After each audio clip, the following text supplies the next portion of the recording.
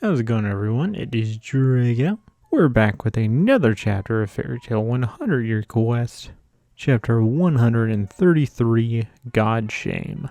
And the cover page for this chapter has Natsu and Warren on it, which for the first few minutes that I looked at this cover, I honestly thought that was Sting on the cover and not Natsu, but then I noticed Warren in the background and I was like, oh my goodness, that's supposed to be Natsu. I find this cover very fun that they're playing baseball, and I'm pretty sure Natsu's pitch there is an illegal pitch because I severely doubt that you can do a fireball behind your pitch. Kind of surprised it took this long to even get a baseball cover because baseball is so popular in Japan. And even for America, like, baseball is still really, really popular. This cover is also giving me vibes of if you've played these Super Mario baseball games to where they could do like specialty pitches in those games. It's like the Mario one. Where we pick up the actual chapter was where one of the Signaro sisters crushed Minerva, and you get Jalal and Urza freaking out thinking that Minerva's dead. And you get the shot of her boot, with no clear sign of Minerva, and she's just laughing. And you hear a voice with that voice saying, "How long are you going to keep smiling like a fool? I am a wizard with the power over space."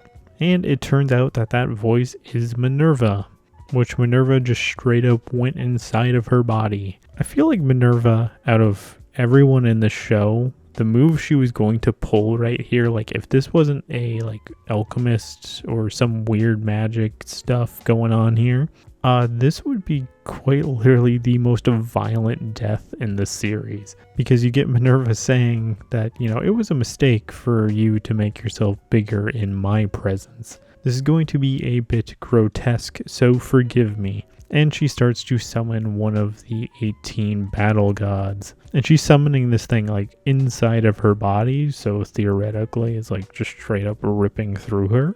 They don't show you the damage of it. They show like, her face in pain, but, they don't show you like the body ripped in half. And it turns out she's fine.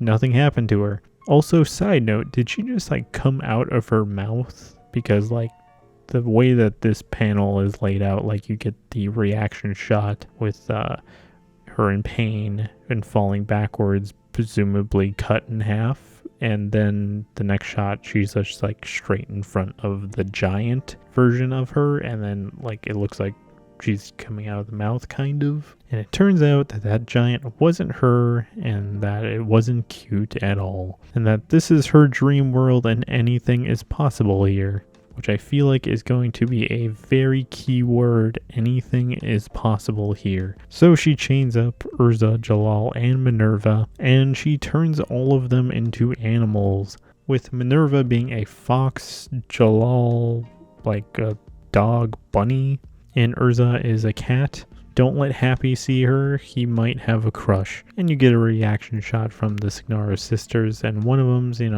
excited for how cute they are, and the other one is just so annoyed that she's just playing with them. And Urza, Jalal, and Minerva can't seem to use their magic while in these animal forms. They don't get any time to think about it, because right as they're thinking about losing their magic, they're getting shot at with a bow and arrow.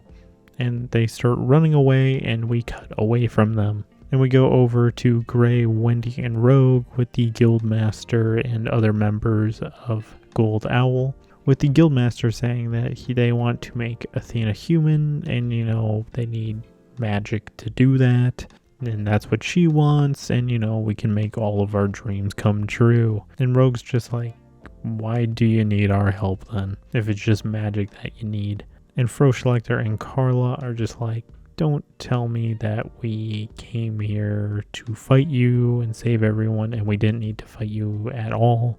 And Carla is the only one with sense here, because she's like, dude, they kidnapped everyone, like, they're clearly lying.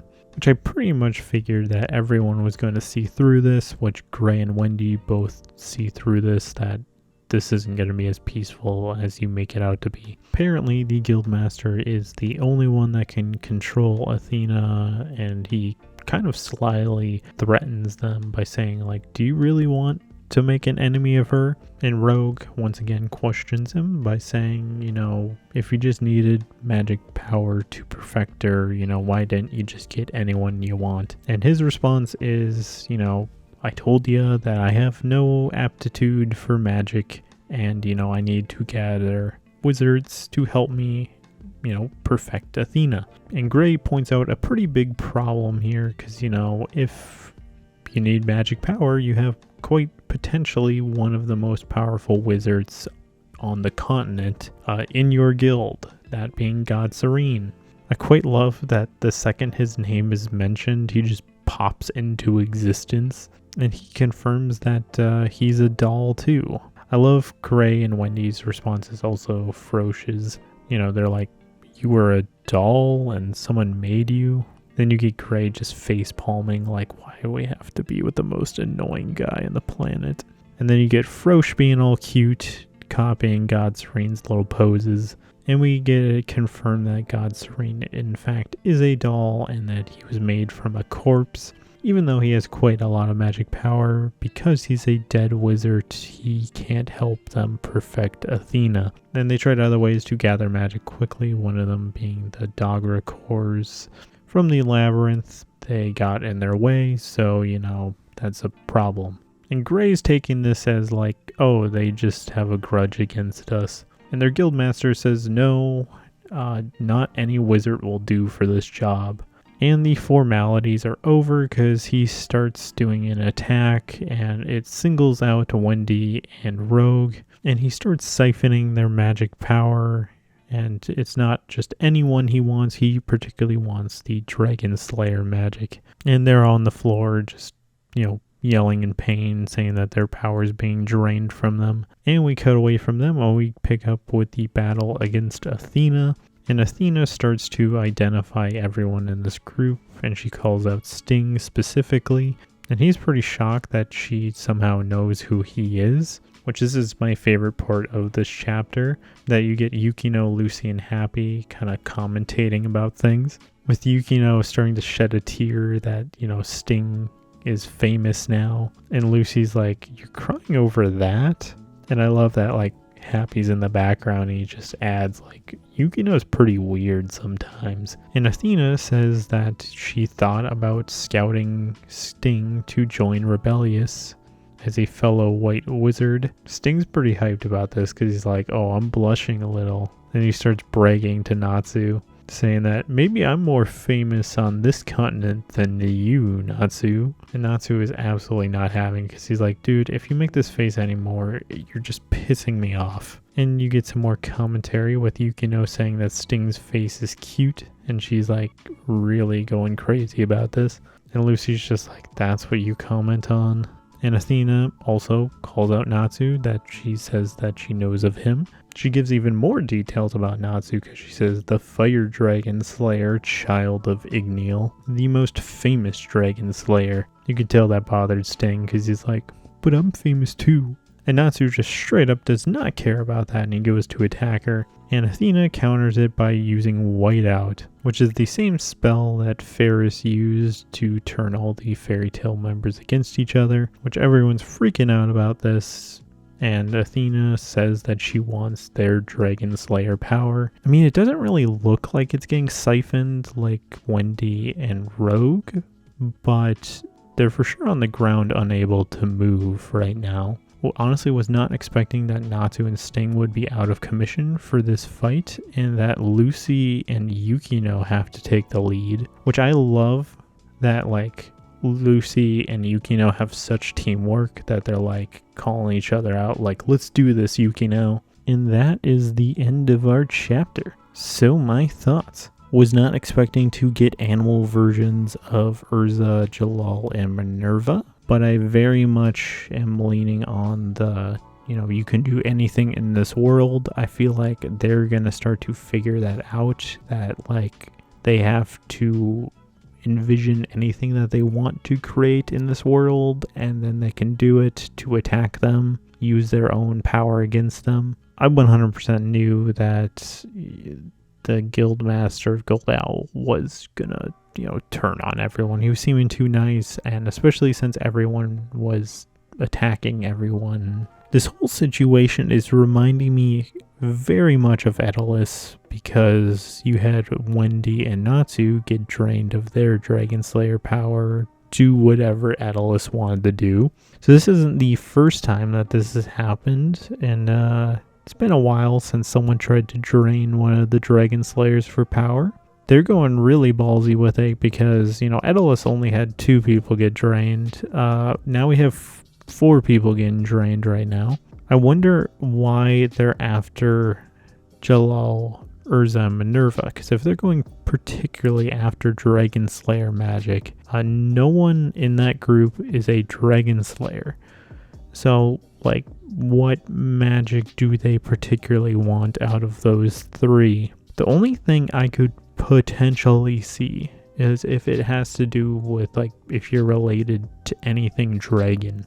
In that case, you have Urza, which her mom would be Irene, who would be a Dragon Slayer, and who knows if some of that Dragon Slayer power passed on to her with, her being born. That's never been, addressed, if that's even possible, that, Irene having a child. Does, Urza get some of that? It would definitely explain a lot of things that she's done in fights to where she probably should have been dead, but if she potentially has that in her. I don't see Jalal as a target. He was a wizard saint, but, what crazy magic can they use from him? Because they seem so dead set on Dragon Slayer magic. And Minerva's is a little weird, especially with her having the 18 battle god stuff. I absolutely love that Lucy and Yukino get to have a fight together, and I literally thought that this was just going to be a Natsu Sting fight with Lucy and Yukino in the background backing them up. You could potentially have Natsu and Sting fight Lucy and Yukino as well. It's very possible that Athena uses, them against them, which I feel would be pretty hard for Lucy and Yukino, because they both care for those 2 quite a bit, and I don't feel like they would want to hurt them. If they had to fight Natsu and Sting, I feel like that's going to be a pretty hard fight. I feel like Lucy could stand a chance for a while, but Yukino, I'm not sure, man, because who knows if she even knows how to potentially do Star Dress. If she doesn't activate Natsu and Sting to fight with her, Athena is going to have to fight Lucy and Yukino, which I would absolutely love. I kind of love the fact that these 2 get to have a fight right now, because if you take Natsu and Sting out of the equation, these 2 are fighting one of the potential big bads here. I definitely feel like we're going to get a new Star Dress in this fight. So leave your thoughts as to what that combination could be, because it's probably definitely going to be a Star Dress combination. It'd be kind of cool, because Lucy and Yukino are fighting together, if Lucy could potentially use some of Yukino's keys to use Star Dresses, and potentially get the whole Zodiac to fight with her. Thinking about that right now, yeah, they have the full Zodiac in this fight. All 12 keys are all together right now.